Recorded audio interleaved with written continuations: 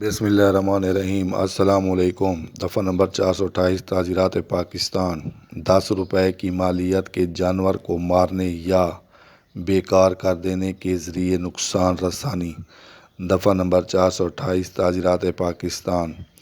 جو کوئی شخص 10 روپے یا اس سے زیادہ کی مالیت کے کسی جانور یا جانوروں کو جان سے مارنے، زہر دینے، ان کا کوئی عضو کاٹ ڈالنے یا انہیں بیکار کر دینے کے ذریعے نقصان رسانی کا ارتکاب کرے، ملزم کو 14 سال قید کی سزا اور جرمانہ یا دونوں سزائیں ہو سکتی ہیں۔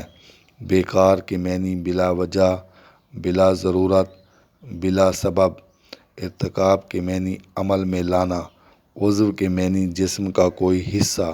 مالیت کے معنی قیمت۔ نقصان رسانی کے معنی نقصان پہنچانا۔